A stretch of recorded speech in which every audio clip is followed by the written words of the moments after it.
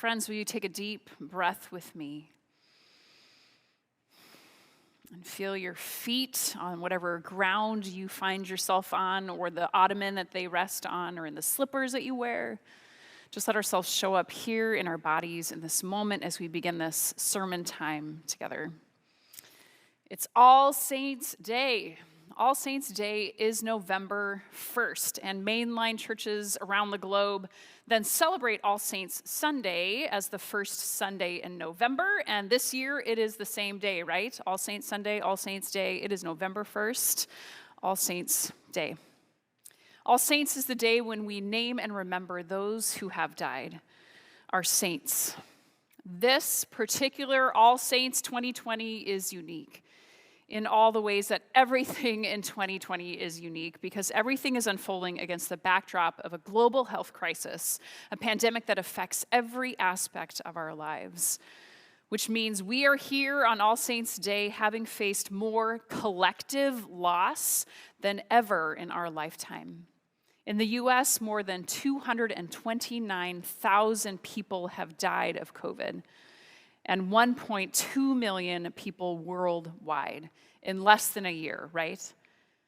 And so today, this All Saints Sunday, we come to All Saints Sunday with a dense cloud of grief that surrounds us.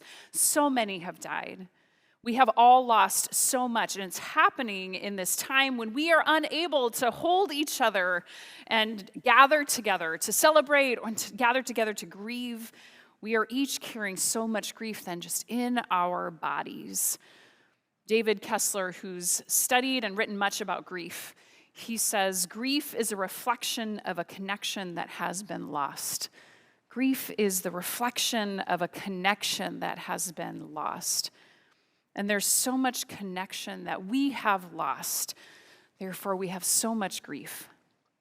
And so today, we are going to do the tender, necessary thing of being honest about our grief. And we all are grieving in our own ways. And though we may not choose a conversation on grief as like our favorite thing to talk about, even though that's true, we know that feelings are so important. Right? We need to name the feelings to enable us to feel the feelings, and feeling the feelings is what is going to get us through these times that we are in. Yes? Yes. And so we will do this then by holding the grief of our saints on All Saints' Day and the grief of pandemic, just holding it all in the conversation that we are having here in our fall sermon series. So we look at what Jesus does with grief. Okay, are you with me? Are you open to this conversation? Okay, let's take another deep breath, yeah? Yeah. So let's turn toward a moment in Jesus' life, a moment of grief. We're turning to John chapter 11. This is a chapter that's known as the Raising of Lazarus. Before Lazarus was raised from the dead by Jesus, though, there was the grieving for Lazarus who had died. So we're going to spend some time in this place of grief before Jesus intervenes. So we join Mary and Martha in the town of Bethany, these two sisters whose brother Lazarus has died. Word had been sent to Jesus days before Lazarus died, asking Jesus to come to see his good friend Lazarus and heal him. But Jesus dawdles. He does not go for a few more days, and so when he finally rolls into Bethany, Lazarus has been dead for 4 days. It's good to remember that John's gospel, which we're reading from, is more layered and symbolic than the other three gospels. Those three other gospels are called the synoptic gospels because they read more like a biography or a historical account. So John is more metaphor. So there's a lot more going on in this text than we'll get into today, but it's all there. But we don't have to dig far to notice the grief in this passage. So let's join these friends in their grief. Thanks to Matt Hill for reading today. When Jesus arrived in Bethany, he found that Lazarus had already been in the tomb for 4 days. Since Bethany was only about 2 miles from Jerusalem, many people had come out to console Martha and Mary about their brother. When Martha had heard that Jesus was coming, she went in to meet him, while Mary stayed at home with the mourners. When she got to Jesus, Martha said, "If you had been there, my brother would never have died. Yet even now, I am sure that God will give you whatever you ask." "Your brother will rise again," Jesus assured her. Martha replied, "I know he will rise again in the resurrection on the last day." Jesus told her, "I am the resurrection, and I am life. Those who believe in me will live, even if they die. And those who are alive and believe in me, they will never die. Do you believe this?" "Yes," Martha replied. "I have come to believe that you are the Messiah, God's only begotten, the one who is coming into this world." When she said this, Martha went back and called her sister Mary. "The teacher is here, asking for you," she whispered. As soon as Mary heard this, she got up and went to him. Jesus hadn't gotten to the village yet. He was at the place where Martha had met him. Those who were consoling Mary saw her get up and quickly followed Mary, thinking she was going to the tomb to mourn. When Mary got to Jesus, she fell at his feet and said, "If you had been there, Lazarus would never have died." When Jesus saw her weeping, and the mourners as well, he was troubled in spirit. He moved by the deepest emotions. "Where have you laid him?" Jesus asked. "Come and see," they said, and Jesus wept. The people in the crowd began to remark, "See how much he loved him."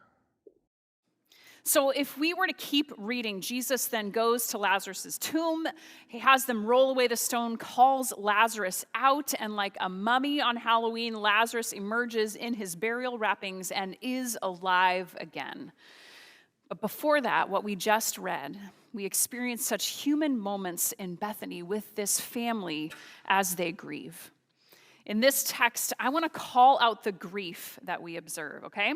So first, you may already know, but Jewish practice was so rich and vulnerable and intentional when it came to grief. When your family members died, the whole community would mourn with you, and an intentional team of mourners would come and publicly mourn with and for you in your grief. And we're talking about loud, expressive grief. They were there to do wailing and crying out as an audible physical expression of anguish that the family was feeling after someone had died. Can you imagine if we did that now? Your team of mourners would show up at your house to weep and wail and express grief. Man, I can imagine that, and it would be awkward, right? And yet, how cathartic and healing too. To be surrounded by people who are expressing what you are feeling, whether or not you have the capacity to express it out loud too. So in this text, we experience that communal grief that's there. We also feel Mary and Martha's grief, right? Did you notice how they say the same thing to Jesus? "If you had been here, my brother would not have died." We feel the sting of their grief in that bitterness of their accusation, because what are they saying? They're saying, "This is your fault, Jesus. You could have done something," right? We also hear from Martha, though, who quickly follows it up with incredible hope and faith. "Yet even now, Jesus, I am sure that God will give you whatever you ask. I am sure." Whew. We also experience Jesus' grief in this text. It's perhaps the most provocative verse in the entire Bible, and it is just 2 words. John 11:35, Jesus wept.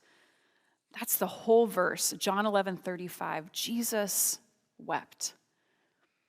We have been told in this text how this family, Mary, Martha, and Lazarus, are dear friends of Jesus. It's believed that Jesus spent a lot of time with them in their home as a home base at many points during his ministry, enjoying their friendship and their hospitality. And so this is such a beautiful moment for us as folks who look to the example of Jesus to see that what he does, what we do in the space of death and grief and loss, what do? We weep too. As we've said before, and we will keep saying it, and we see it here too, following Jesus means finding the ways to feel the things. Mary does, Martha does, even the mourners who came, they do. Jesus does too. But here's where things get tricky in real life today for us when it comes to feeling all the things. So in our lives, when there has been loss, when we are grieving, have you ever noticed how, I know I have, when I'm feeling the things, I'm looking around and I'm noticing that not everyone else is grieving the way that I do. Definitely not like in a wider sense. Like if you have lost a loved one, then you know the feeling of how like your world has stopped. And it is completely confounding that the whole world has not stopped too. Like how can they keep going as if nothing has happened? Don't they know what has been lost? Shouldn't they stop too? But it's even true with those who are close to us, right? When we are grieving, those close to us, so for me, Jason and my family and my friends, they may not be grieving and feeling all the things in the same way that I do. This was named well in a recent podcast Brené Brown did with David Kessler in her podcast, Unlocking Us. It's actually mentioned, I've actually mentioned this interview previously too, so we'll be sure to link to it again, but it's so good. But they're talking about loss, and Brené Brown asks a specific question about the loss of a child, and which Kessler has experienced. So she says this. She says, so my understanding is for bereaved parents, marriage can become very complex when you both lose a child, when there's a child loss. And I know the statistics for divorce are very high after bereavement of a child. Is that still true? Is that recent research as well? I know I've heard this too. So David Kessler answers and says this, I don't know if it's recent, but I'll tell you what isn't being asked in the research. Because I do not believe a child loss is what causes divorce. I believe judgment of each other's grief causes divorce. Judgment of each other's grief causes divorce. Kessler goes on.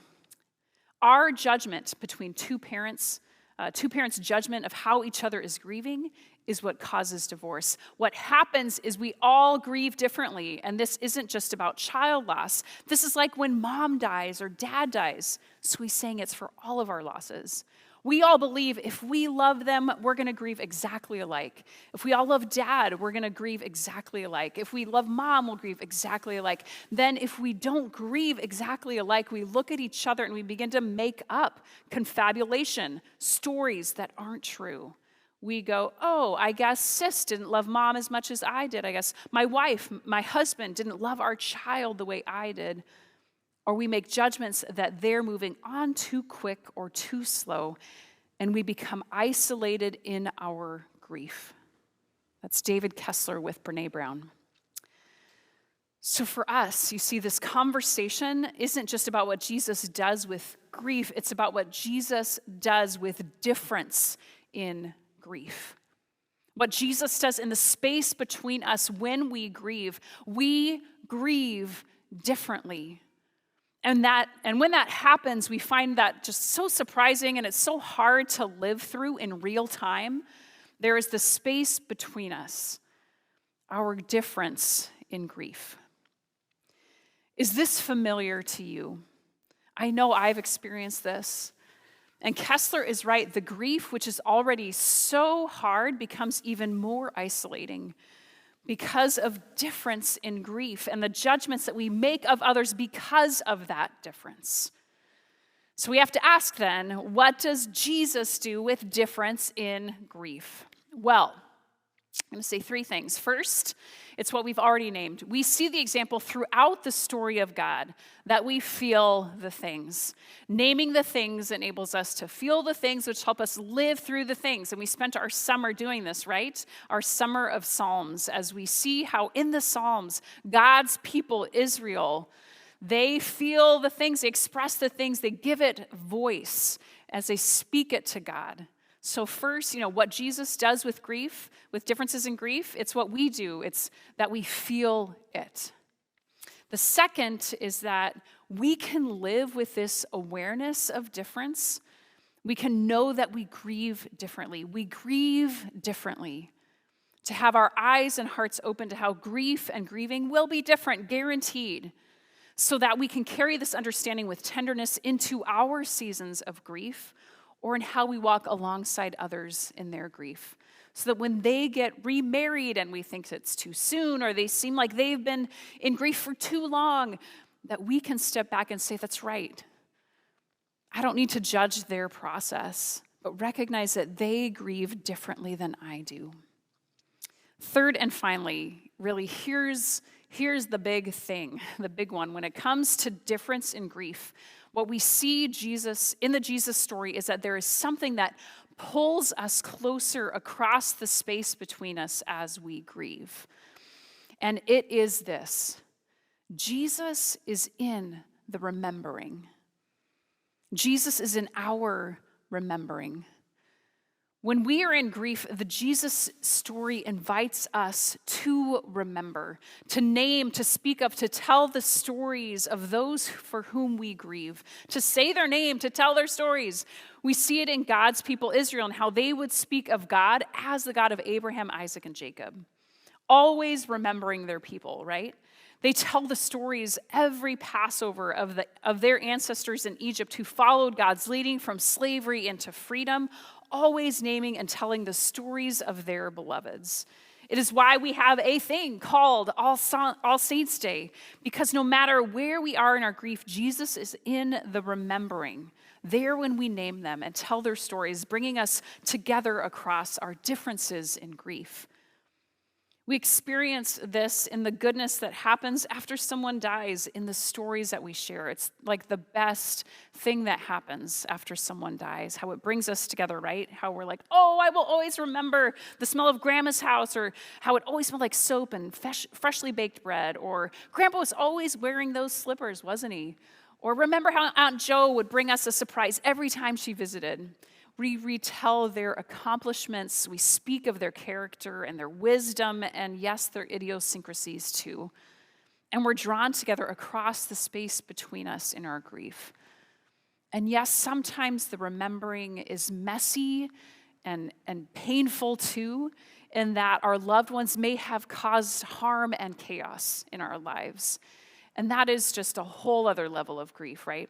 Yet even in that remembering, Jesus finds us in the remembering as we move through the grief into healing. What sacred space we discover in the times when we remember our dear ones in our grief, for Jesus is there. Which is what today is about, All Saints' Day. And so I ask of you, dear friends, who do you remember today? Who are your saints? And when we say saint, it's a very personal label that we get to ascribe to those who have formed us, shaped our character, influenced our faith, somehow shown us what love and life can be. There's a great little prayer from Justin McRoberts in his latest book on the Lord's Prayer, accompanied by the artwork of Scott Erickson. We've read a lot of their stuff. And Justice says this: "May I be surrounded by loved ones who remind me who I am when I forget. I will forget. May I be surrounded by loved ones who will remind me." Yes. And we just see this in this image here from Scott Erickson, how, our lives, those saints are those who remind us, right? Who relight in us the fire of who we are. Those are our saints. So who are those folks for you? And on All Saints' Day, we specifically remember those who fit this description who have died. The saints who are physically gone from this world, especially those who have died recently. So when it comes to thinking of these saints, I want to offer us 3 ways to remember your saints today. So the first is this, and that's kind of for right now in this time of worship. You can do this during the song of response in a moment. So please go at that time to our bulletin page and type in the name of your saint, or more than one if you have them. So there's a place there to just type them in and send them in, and we'll receive those, and then we will speak those names aloud during our prayer time. So you can do this again during the song of response in just a minute after the sermon, so that our community can name and remember your saints. That's the first thing. Second, I invite you to tell someone about or talk with someone about your saint today. So you may feel like you are in a different place with grieving this loss, no matter how long ago it was.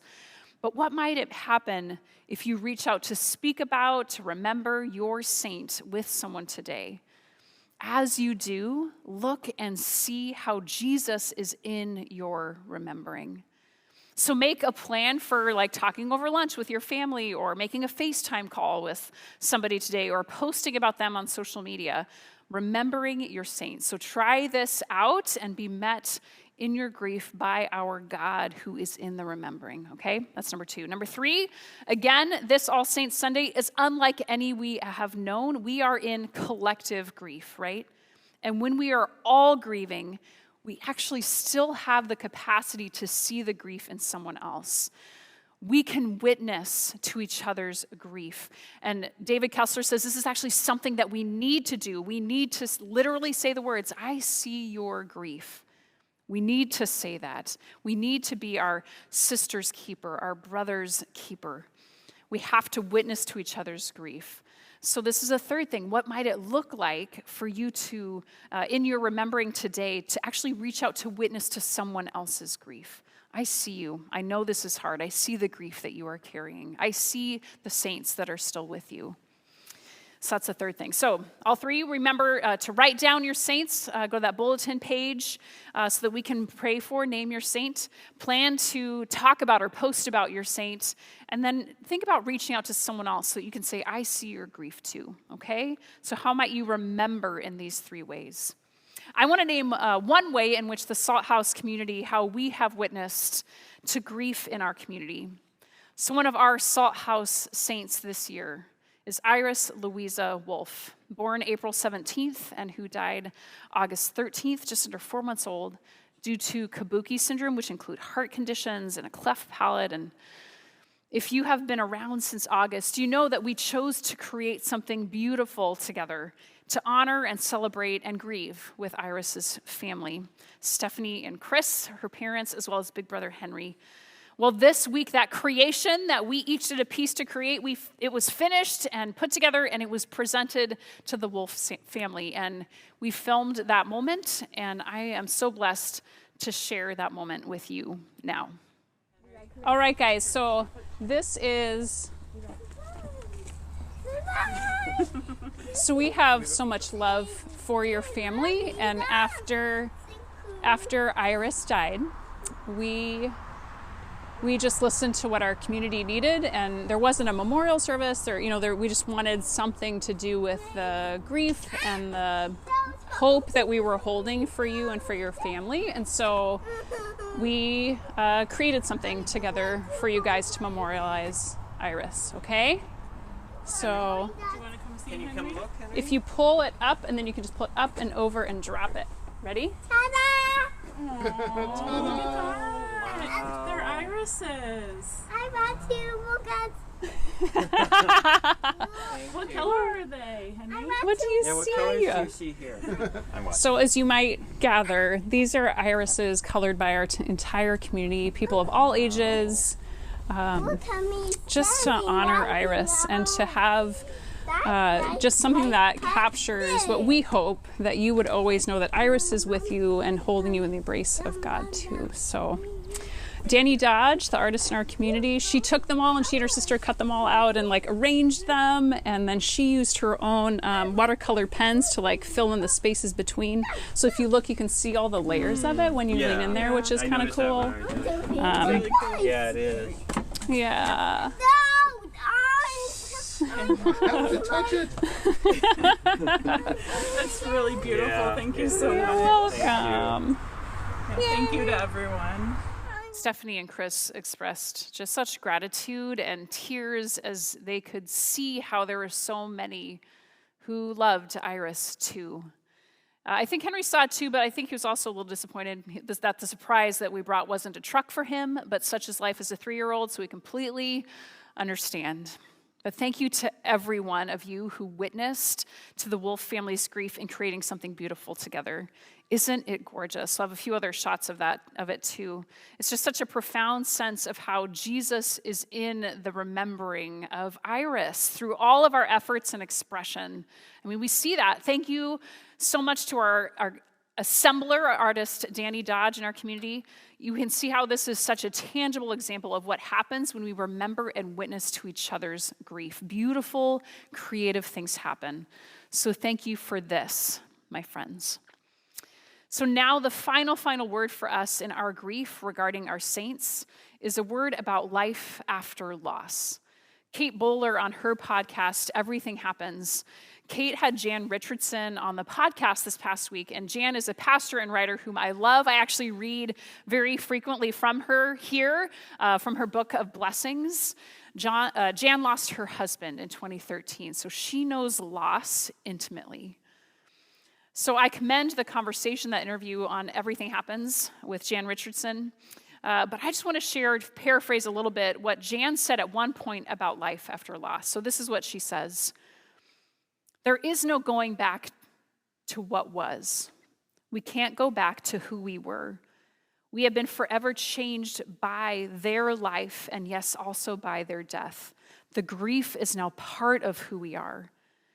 But in it, there is the relentless invitation to live. We know it's God's desire for us, and that is the desire of our beloved, the one whom we have lost. They want us to live this life now, and to let their love inspire us and inform us in how to continue to make a life in this world. I hear in Jan Richardson's words just the stubbornness to hang on to a newly forming life, even as we grieve, a life that is still chock full of love.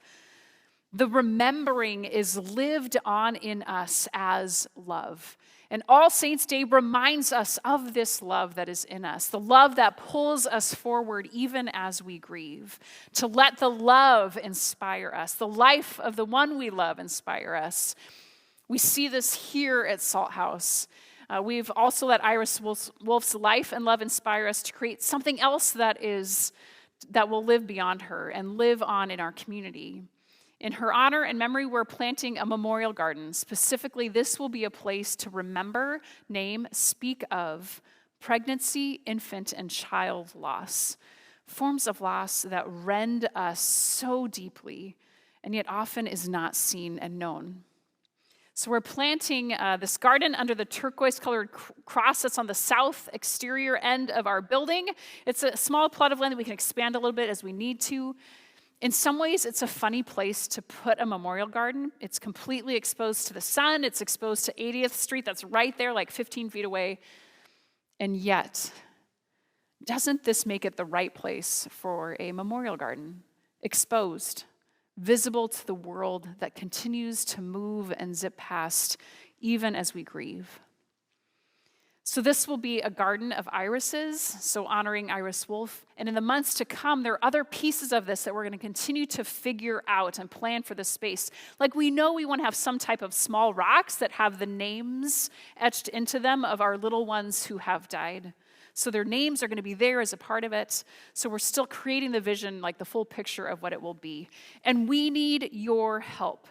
Thank you to those who have already stepped forward into this process. In case you missed it, here are the ways that you can help. You can support financially the purchasing of plants and stones and supplies for this little garden we're making. So you can go to our giving page on our website and make a note that this is for the memorial garden. Second, we are planting iris bulbs today.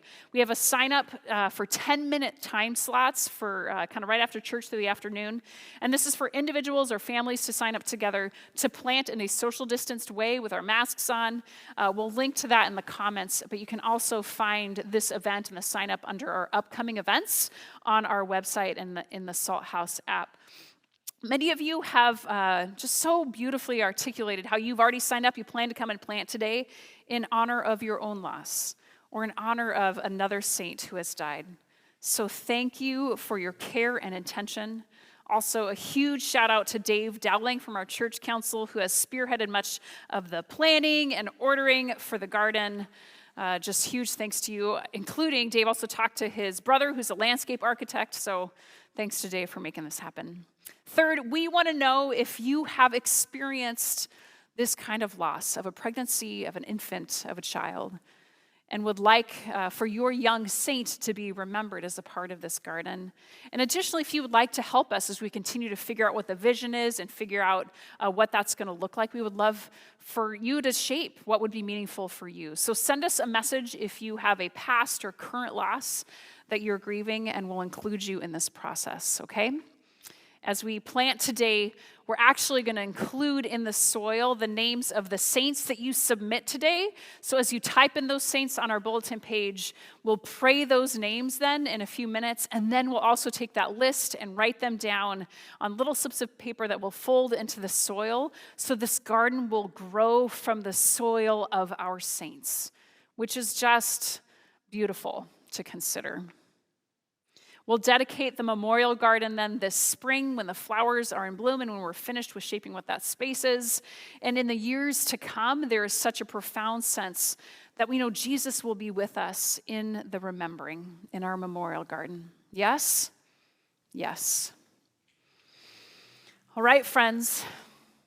We are in this historical moment when we have lost so much. And we stop on this All Saints' Day to name that in this space between us, in our grief, even where there are differences, we are drawn to God and one another when we let ourselves feel it and in how we share our remembering. For Jesus is there. And for this, and for all of our saints, we say thanks be to God. Amen. Amen.